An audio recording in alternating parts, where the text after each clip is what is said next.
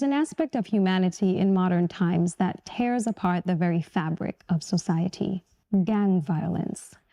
It breaks apart families, destroys lives, and corrupts reputations of people and nations. But even amidst all that negativity, there is hope. With me today is Major Kayode Sutton of the SKN Peace Program and Amal, a man who has distanced himself from the life. They'll be sharing their tales from opposite trenches and the hope that they have for the true future. Why does gang violence continue to persist? Let's tackle this on The Real Conversation.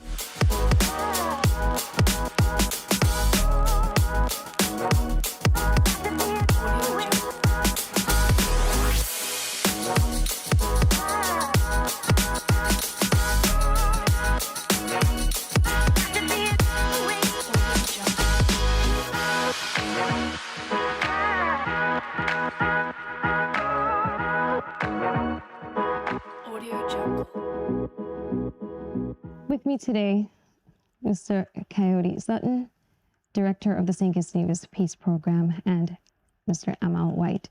Thank you so much for being here. So it seems that in our society today, and just in general, we are always looking to belong somewhere. But sometimes some of those spaces are not the best ones that we find ourselves in. And gangs happen to be one of those spaces. You know, there seems to be a prevalence of gang violence lately within the community. As someone in your position, how do you think this impacts the society on a larger scale?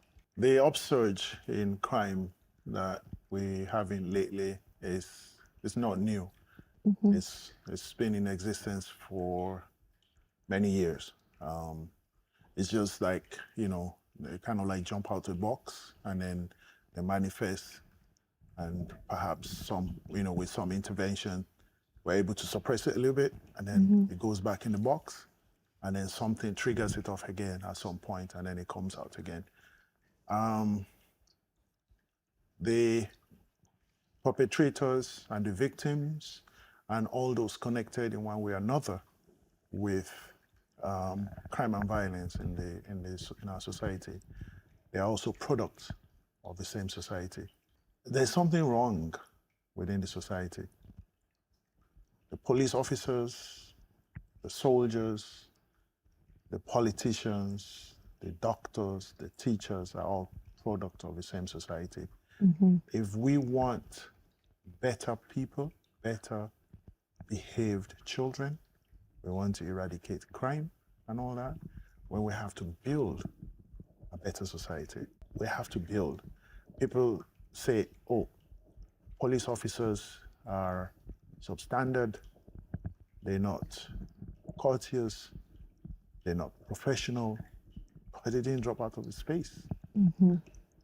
If they were taught to greet people and be courteous, and you know, you see an elderly person, you get up and let the elderly person take a seat in an office space or on a bus or something. That is what is going to manifest in their adult life, and they will carry that through, and they'll be able to impact that on other generations. But so the problem is societal, and the approach has to be societal. Amal, thank you so much for being here and for being so brave in just sitting here today and talking. As a former gang member, what drew you to that life? Man, this thing, like, I wouldn't classify myself as a gang member, like, you know what I mean, like a gangster or anything of that sort, but that's how society labels you. A gang, right? A gang mystic. It's like a gang could be formed for different reasons. Check it out for good or for bad. But if we got to take it back to the origin of gangs and where the gang culture originate from. Where it just mistake. Because that ain't really we culture, you know, we learn that here from somewhere, and anything we learn, you could unlearn, you know. You check? So me gonna come here today and try to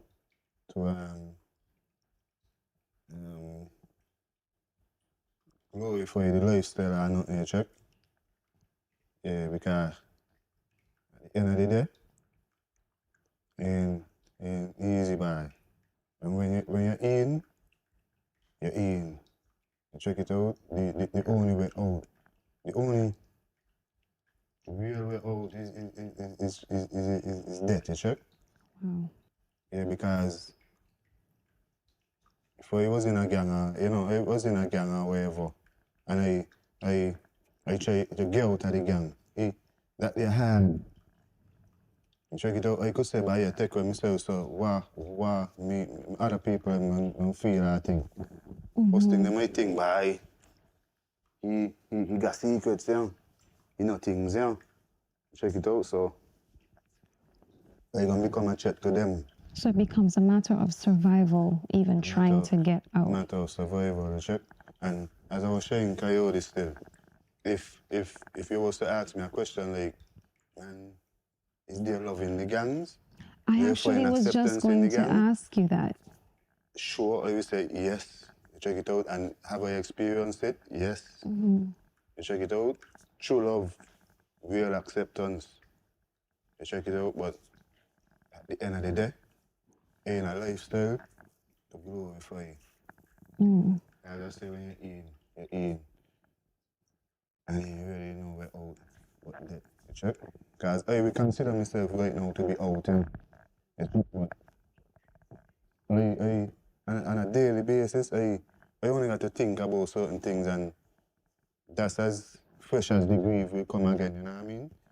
I got a brother die in this thing, you know what I mean? The more than brother when he's 19. I choose a different path. As I say, it's all about a mindset. You check? Because I could choose to do anything. I could go the negative way, but no, I choose different. You feel me? Yeah, it's just.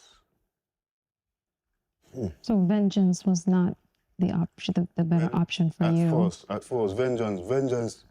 When you're in and you're in, vengeance is the only option, or the first option. You check it out, cause life so real. I can just keep it real, right?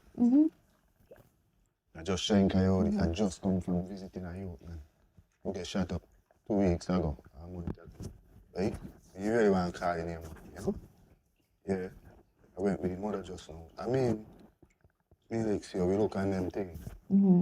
I want you to be as honest and as true to yourself as you need to be here. Yeah, cause I was just saying, I said, like, me and the defending no you check? Yeah, at all. Yeah, me and defending none of that. Well, I just using an example, like, to say, like, I consider myself, we living a good life. Yeah. I got my family, I got my house. You check it out, I got opportunities I didn't have before. You check it out. I got my little business, got my flag. Anything they're doing just to don't do nothing negative no more. You check it out? Yeah. Do you find it a struggle to keep yourself positively preoccupied? Yeah, at times, yeah. You check? Yeah, and it's like, even, exactly the thing that's going through my mind, you check? Like, even down to the peace program and stuff. I was a supervisor on it. Like, it's supposed to just be to help you. You check it out, you come out of jail, and you ain't got nowhere to stay, you could get something from that program, you check it out. I see the program help a lot of people now. You check it out, it helped me a lot too. So the peace program is a stepping stone, not a lifestyle or something that should be abused. As a stepping stone, not a lifestyle. Because people feel like, as you said that too, people feel like, I'm gonna get you free money and that kind of thing. A man out here, blood, sweat and tears. You check it out?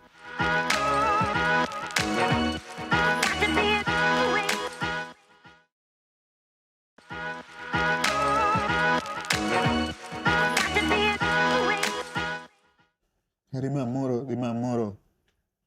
I got to use one as an example to the next one. I telling him, motto dear. These youth man I got conversation with all the time before the, like, you know? I always try to steer them on a positive path because they look up to me that they think is he good, he ain't sweet. You check it out? So, watch your mother. She reading psalms, she praying, she singing songs. All he can, he foot, he hand go, shut up, one, you know? He whole foot, they want to cut off his foot. You check? And his mother just praying and so when he do it every time she done say a psalm, he say, Amen. Amen. So I tell him, you see what I always tell you? You see who you know? Where your bitches, where your niggas. You check it out, your mother alone. You got next youth man down the road get shot up in a wheelchair. I used to talk to him the same way. But I show him, maybe that's God walking him because them man that used to disrespect their mother. Check it out on some levels. And I don't see nobody who disrespect their mother and their father. I don't see no good come for them. Check it out. Yeah, and at the end of the day, they used to disrespect their mother. And only the mother is right now to take care of them. No niggas, no bitches, no nothing. No friend, nobody. Check it out. And me out, me good at. I'm here today for you. You check it out. Being like the best, but I still happen. Anything you want, just call me. Tell your mother. You know what, he just called me back at the end. He want a bag of ice. Bag of f***ing ice. You hear? Can you up there, you shut up, you feeling all kind of pain. And as I said, I consider myself to be away from the gang where I found. But these are the kind of things where they just jam me back. They just fuck with me, check. Okay. Yeah. But I'm gonna let Mr. White give him a moment, but Mr. Sutton, he mentioned earlier the peace program. Yes. And the misconceptions surrounding that program or the confusion surrounding that program. Clarify what the purpose of the peace program is meant to do and why and where some of these misconceptions are coming from. Well, the program, it started as peace program in 2019, and it has since metamorphosized into something else called the Alternative Lifestyle Pathway Program, ALPP. I joined in 2021 upon my return from university. I went to pursue a master's degree in national security and strategic studies and stuff. And upon my return, I was asked to take over the program as a director, given a clear mandate what the objectives and the goals were, which is to help marginalized, disenfranchised individuals within the society and give them like a stepping stone, a second chance, more or less, to, cultivate the good values that the society requires every member, and then they can reintegrate into the society. There's a stigma once you are incarcerated, and upon release from incarceration, you are a jailbird, and nobody wants to give you a job. So it makes reintegration into society very difficult. Very difficult. So you find people just going back to where they came from, and the cycle just continues. So the program is like an intervention into that, so to kind of break the cycle. And then we progress to soft skills training, which ran for about 15 weeks. That was last year. Every participant on the program was part of it. Now, The soft skills is, all the necessary skills you need to survive in life, because they have not been able to learn that because of some of the choices that they made. So, and it is important that, they know these skills because they are the true values that will help them in life. Things like, goal setting, money management, anger management, conflict resolution, self-esteem development, and things, tolerance, and things like that. So that we concluded that, and then we were to go to the next phase of the training, which is the hard skill, whereby individuals will indicate what skills or what area they're interested in, plumbing, carpentry, mechanics, and things like that. So this is much bigger than just financial aid. It is much This bigger. is bridging that gap between where they're coming from and where they want to be in society. Now, the financial aid thing, I see where it came in. And now, in addition to all this that I just mentioned, the participants engage in cleaning the environment, like their immediate environment, not just their home, but the community where they live, because they actually came up with a lot of some of the factors that lead to the surge in crime and that facilitates crime within the society. Things like abandoned building, overgrown lots, and so on. It's easy to hide weapons and things like that. They are, ready safe havens for people to hide, to perpetrate their criminal acts and stuff. So they came up with the idea to really thoroughly clean out the communities where they live. So we have different groups around the island in the different communities, and they conscientiously face the cleaning of their immediate communities, thereby enhancing the beauty of the island and the cleanliness of the environment, making the environment safe for children and so forth. So with all that and all the training that was going on, they will have needs.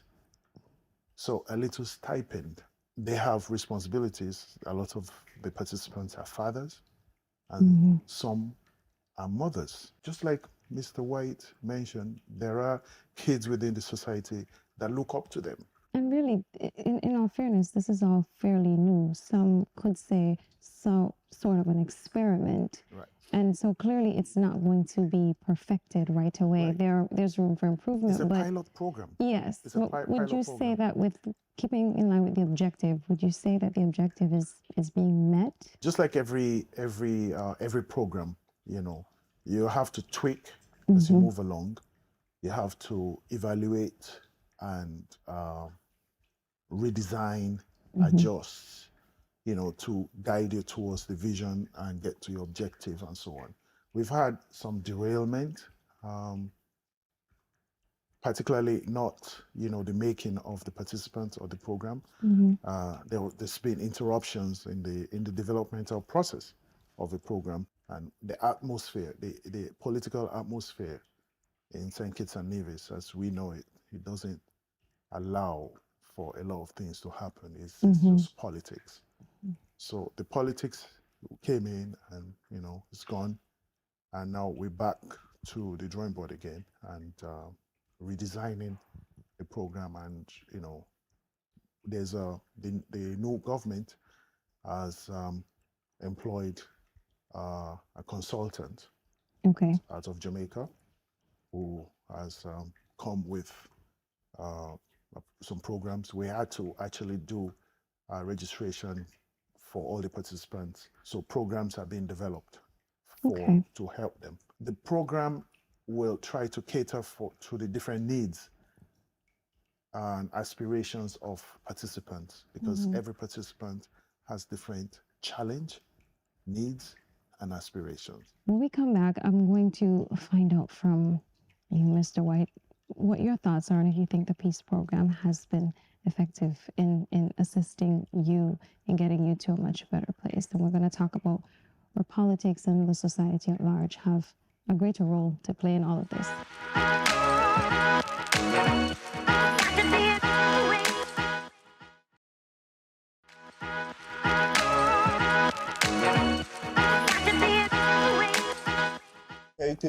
I think the peace program is an effective program, but they need to do certain things different.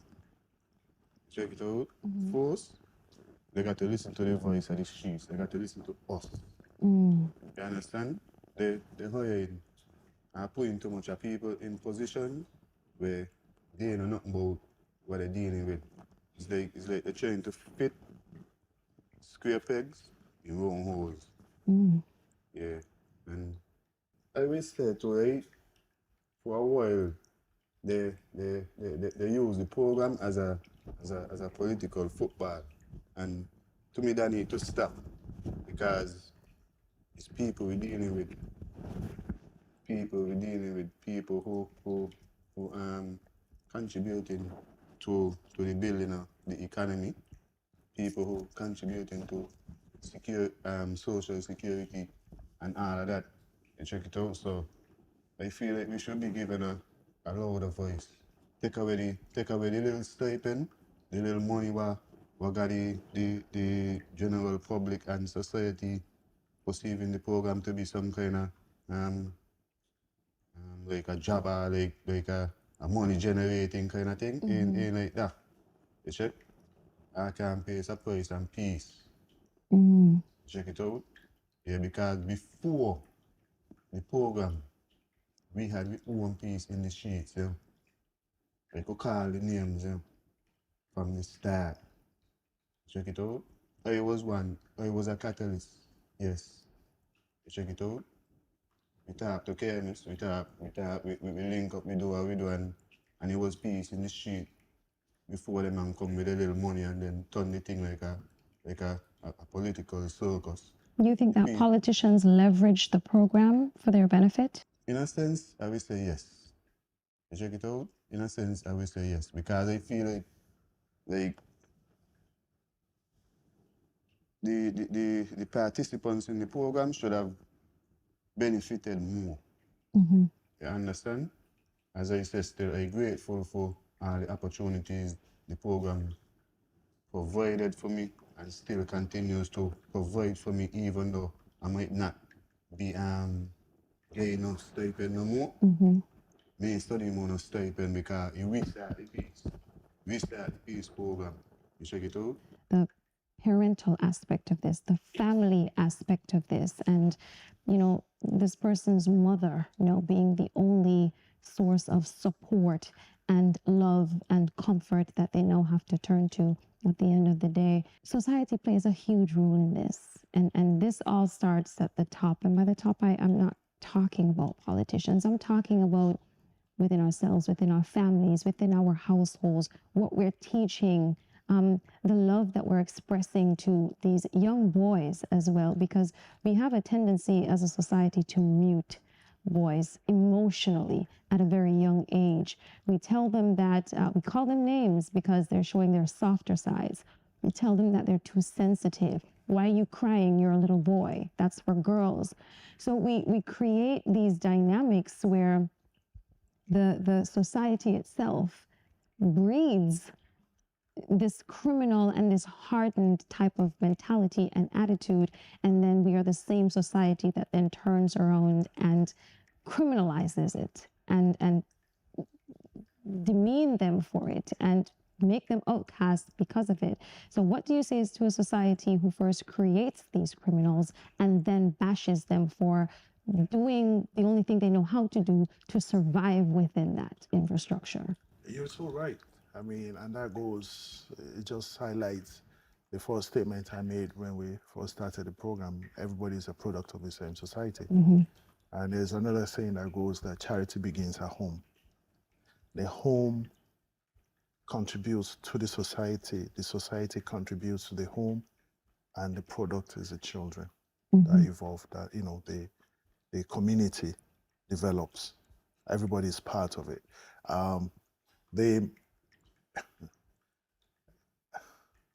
I've had you know, I've had dual roles. I'm a soldier. That's my profession. Okay, I'm in the Defense Force. I used to be in charge of the Cadet Corps for a number of years. I used to go to schools to try to promote the cadet program, recruit people for the program, children. It's between the age of 12 and 18 for the program, and train them, expose them to the sessions that we have, which is not to militarize them, but is the program teaches core values in life, pretty much, you know, to be leaders, to be team players and things like that, and how to survive and so on.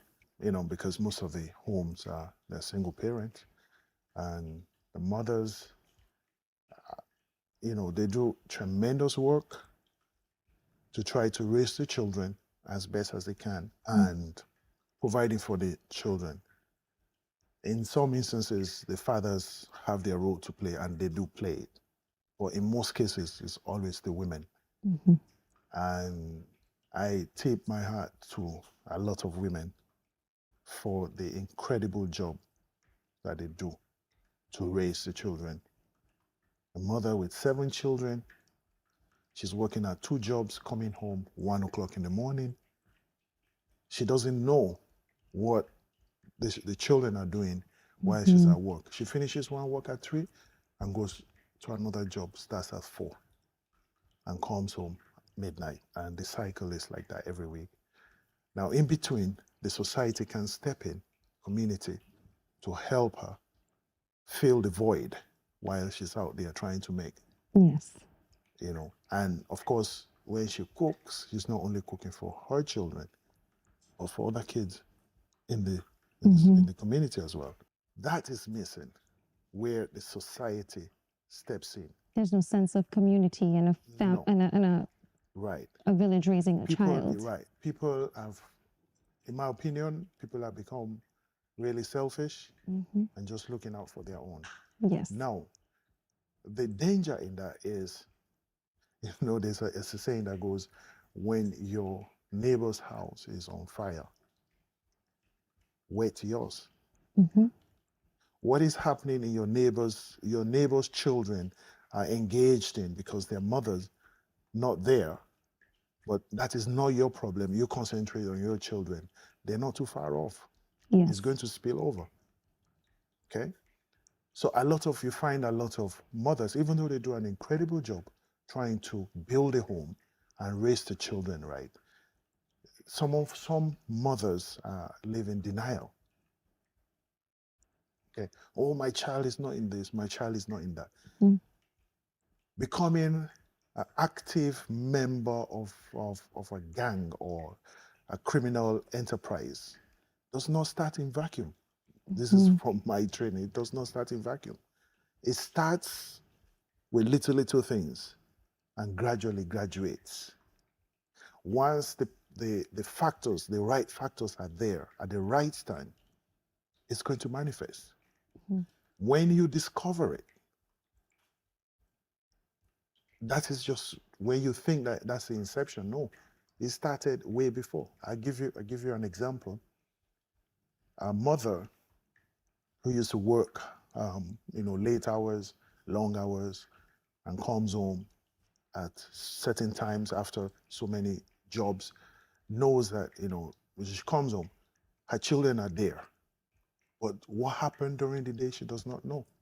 And when she got home, she was shocked to what she met in the house. What was happening in the house? The young boy had his weed and everything and was preparing, and she almost fainted. But there are clearly lots of mothers out there who are doing an exceptional job. Right. I know there are so many that are doing an exceptional job, but they can only do so much. They can only do so much. They have to go out to earn. And then there are some who create a very incubated circumstance for their children, based on the fact that the relationship with the father is not one that they are satisfied with. So the relationship with the child then becomes predicated on what the relationship with the father is. And then there is also another side to this where there are a lot of women today who have this mentality of, I don't need a man, I can do this on my own. But I can tell you, I grew up hearing my mother say this. I cannot teach a boy how to be a man as a woman. You need a man for that. Absolutely. We need more male representations and father figures within the community. And like you said, they don't have to be biological fathers to these young men and women. But They like can Mr. be White said, uncles, cousins, yeah. they can be teachers, trainers, coaches, a community all coming together. When we come back from commercial, we're going to get into the psychological aspects of this and how this really takes a toll on a person's emotions.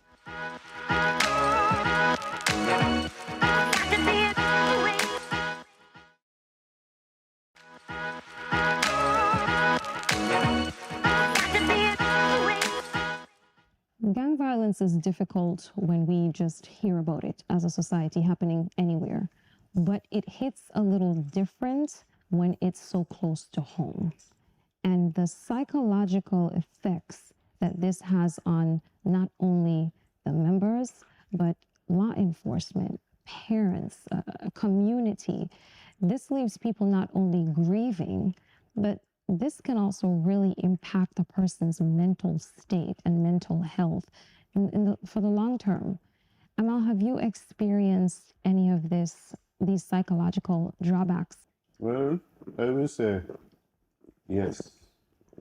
Personally, and a lot of people who you see going through it, and ain't everybody strong alike because I personally ain't reached to the point where I gone in a psyche ward and they give me the tablets, but I see a lot of people go through that.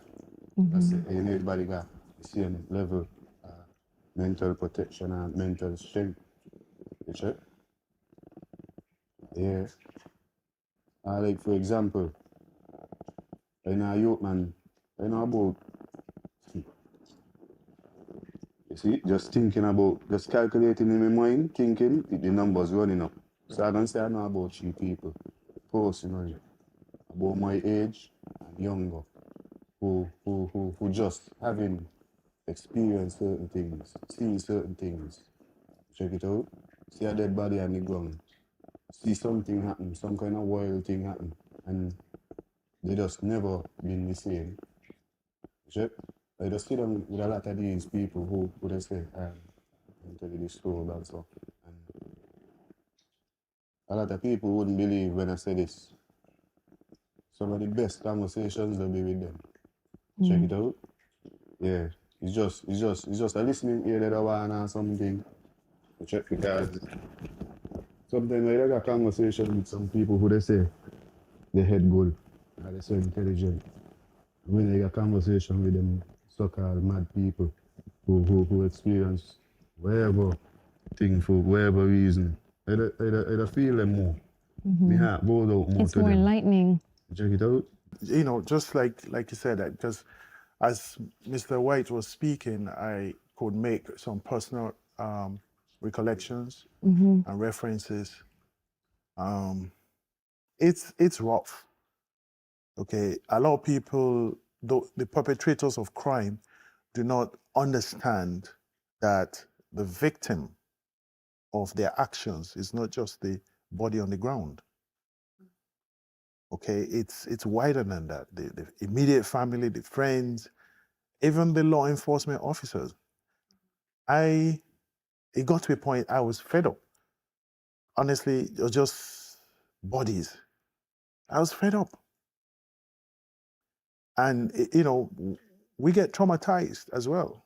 I could tell you of a personal experience of a young fella I spoke to on a Tuesday evening, about 5 o'clock in the afternoon. I remember that day.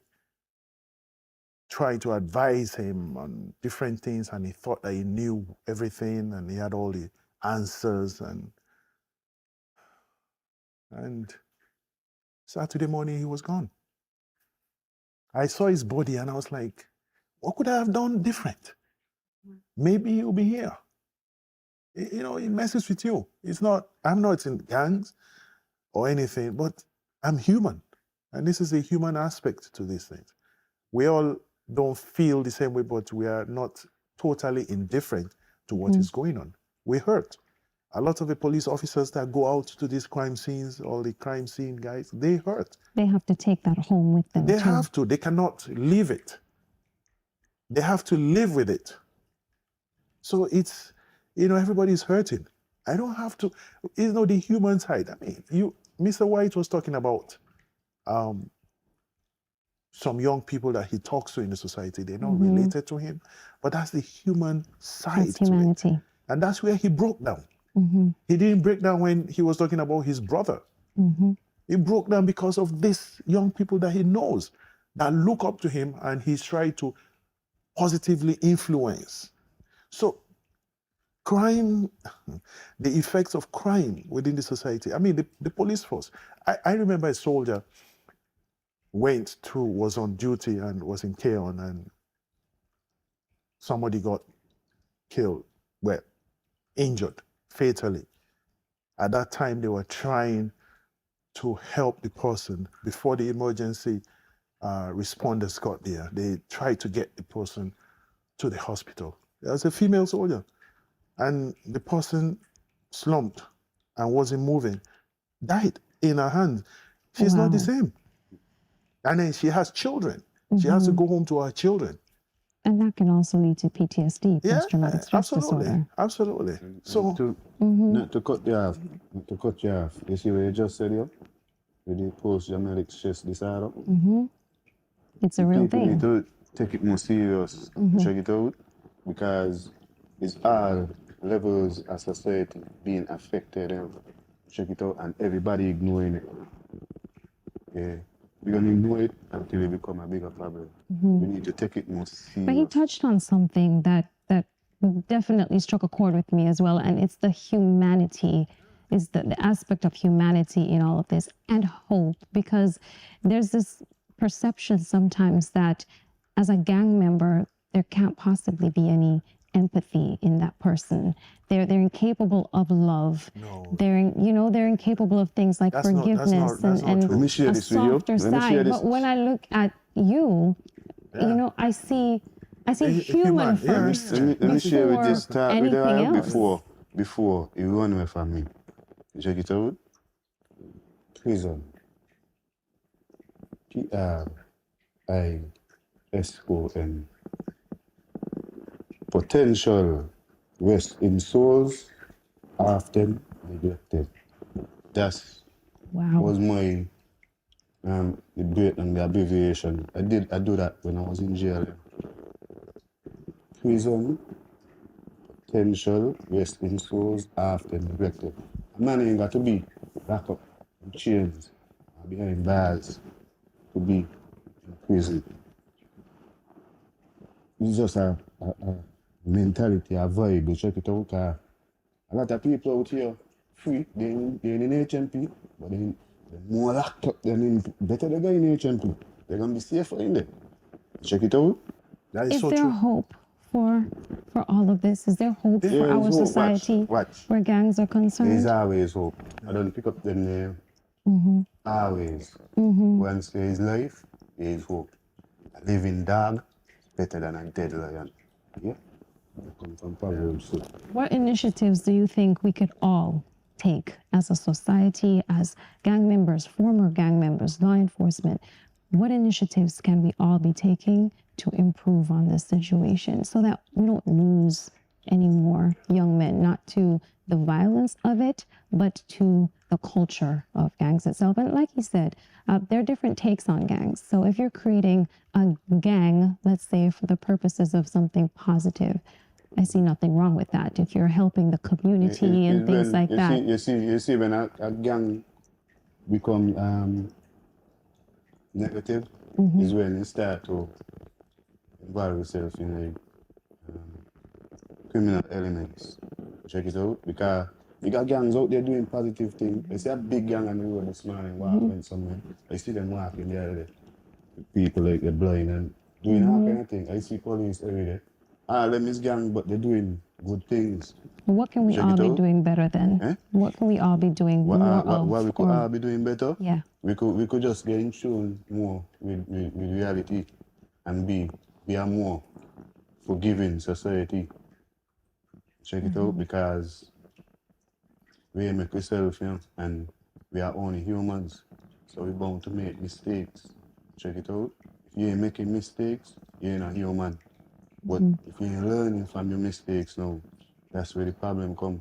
Do you think that aspect of forgiveness can be established within the culture of gangs themselves? Well, facing reality, you're gonna be hard. You're gonna be hard, but it ain't impossible. As we say, where there is life, there is hope. Job back to me experience this morning again with the youth man in the hospital. Carried when I went with the mother. Right? You know what running through my mind? Like, just being realistic. How we used to be. Long time ago, if I go up and I see my virgin like that. Only one thing in my mind. Being realistic. Why couldn't to make my virgin feel good? I can't bring no jelly water, no juice and thing. I gotta look for somebody and they hear they're gonna migrate up. That's what gonna make my virgin feel good. Just being realistic, man, saying that again. Check it out, but that's the energy. Check it out, cause I've been through them things. That, watch, me is telling nobody, I right now, yeah. Check it out. I just in my mind, I thinking, bye. But the thing about that situation, me want to talk too much on that situation too. Okay. Active still. I understand. out. Yeah, the aspects of the psychological aspects of crime that Mr. White was just relating to is critical, and is an area that we need to pay particular attention to. Like when you said there are more sick people out there than in prison, imprisoned In people prison, yeah. than in prison. Yeah. I had several meetings with some groups yesterday, and some things came out, and I was like, wow. I mean, it's just waiting. I don't want to go into it because we're trying to okay. see how we can deal with the situation. But these are the real issues that we have in the society that we have to deal with. Now, there is hope.